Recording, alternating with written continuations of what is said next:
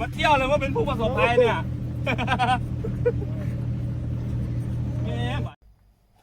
ปาโทอะไอกับพอจะขึ้นออฟโรดในวังเวียงตบท้ายก่อนที่จะแยกย้ายมาที่นครหลวงเวียงจันทร์งานนี้จะสนุกสนานเพียงใดหรือว่าจะได้กินขี้ฝุ่นไปส้มคลิปนี้พร้อมๆกันเลยเนาะ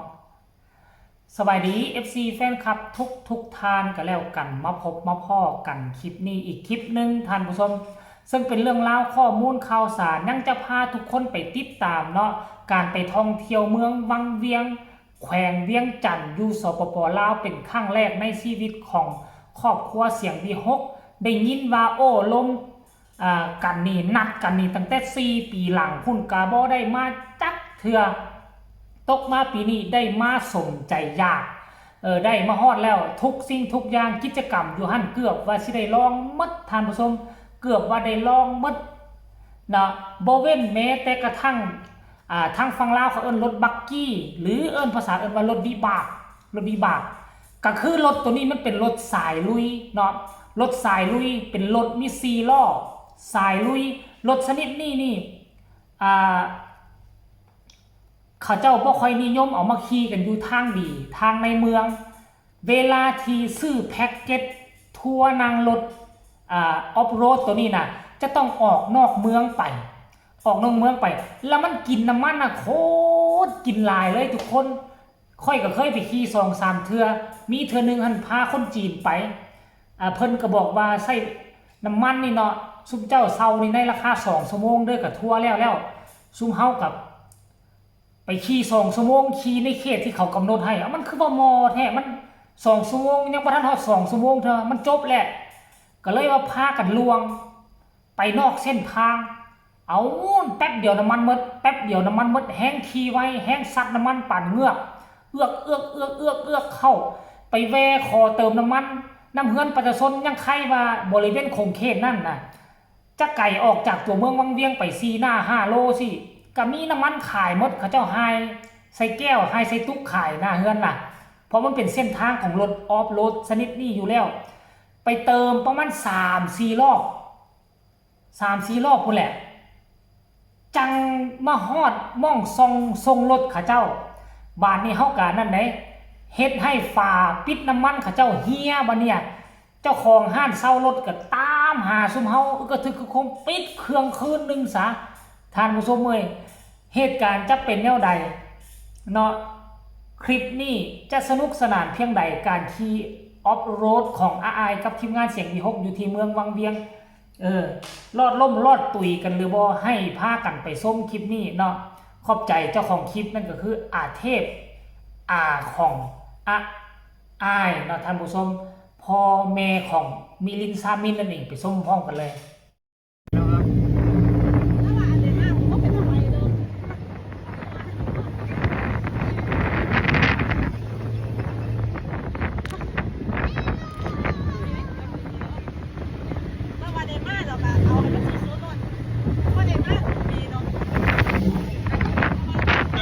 3-4 ปีนี่มันจะง่ายครับพี่น้องไปแล้วเสียงตอนก็จุดดังกระทอตะบนวิ่งเขาดังกระทอล้อไม่บิ๊ก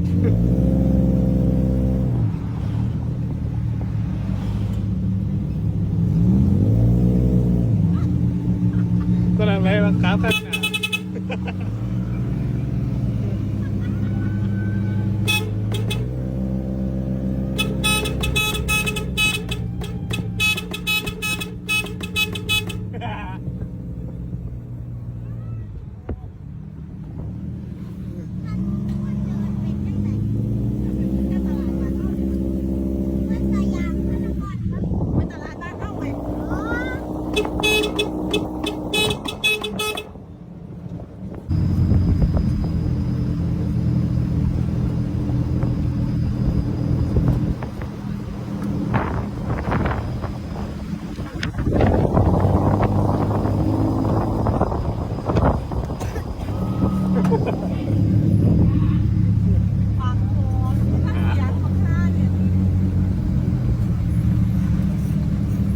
อยากเหยียบขี่ อี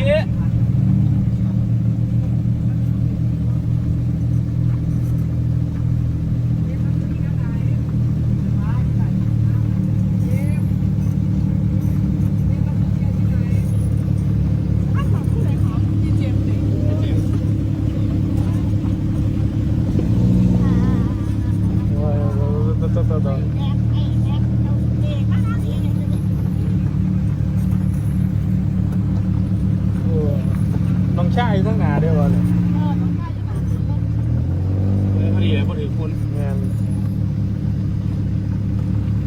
ทำไมอ่ะ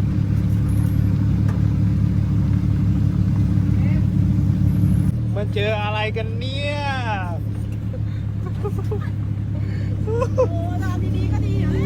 มาเจออะไรกันเนี่ย อะไรก็เนี่ยมาเที่ยวเลยว่าเป็นผู้ประสบภัยเนี่ยเอ๊ะบ้านนี้ไงงองไงงอง